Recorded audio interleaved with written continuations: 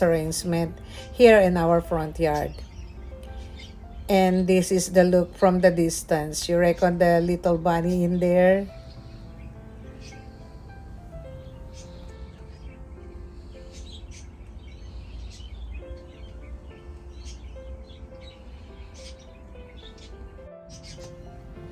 And our aeonium collection fountain arrangement in this tall white glaze pot. I insert, guys, the video on our description, so if you're interested to watch these two as well, you can click the links on our description down below.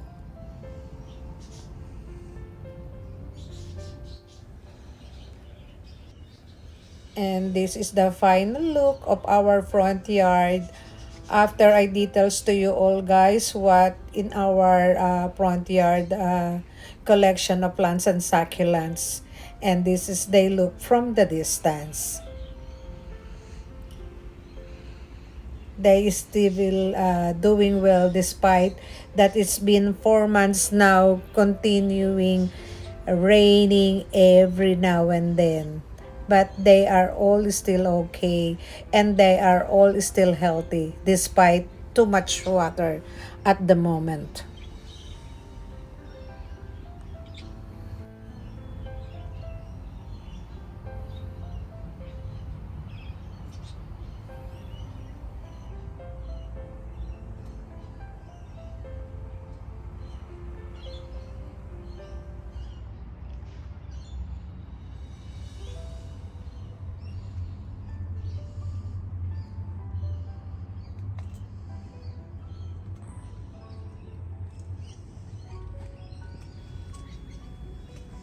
And now, this is the view from the distance while I'm standing here in our front yard.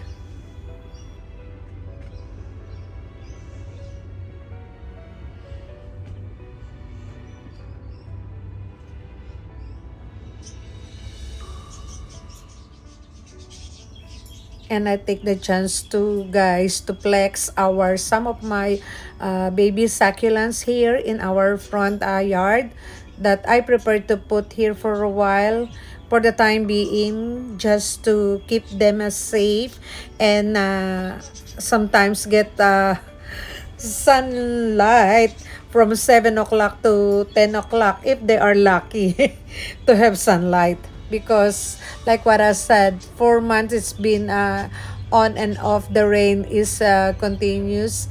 Not much sun today now at this stage, and we are approaching winter time, so I don't think so they gonna get enough sunlight this year. But despite of that, she bearing 3 babies now, our Echeverria Lola.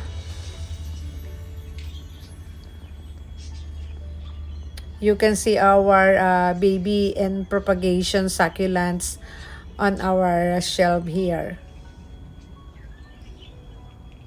And this is the look from the distance. They hiding there behind our coffee table here in our front garden.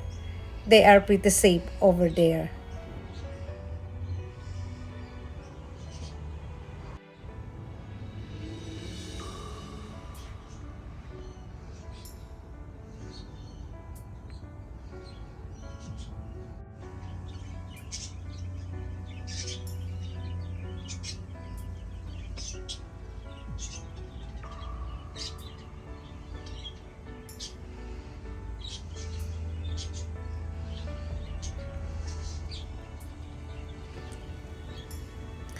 And that's the shelves that I put there for a while for our propagation area too as well, because in our home and garden we're running out of space, but still I want to keep some succulents for our new place soon.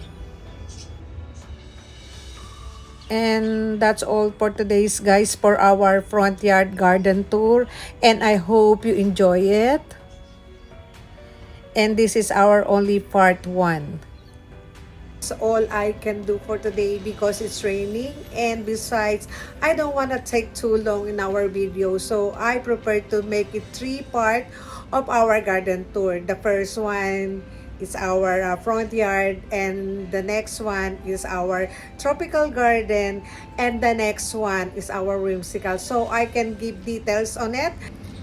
And we can notice the changes of our tropical garden in every season. Here in Australia, we got 4 seasons. The first one is spring season from September, October, November. And then summer season, December, January, February. And then autumn, March, April, May. And then winter, June, July, August. That is the 4th season here in Australia. And I want you to know, guys, what happened in our garden in those 4 seasons. So keep tuned, guys, and I hope you enjoy watching. And please, if you do, please consider subscribing on my channel and click the notification bell for more update in our next video. Bye bye from now, and keep safe, everyone. Again, thank you for watching. It's time now to cook dinner, and my menu is our bitter melon leaves from our home and garden. Keep safe!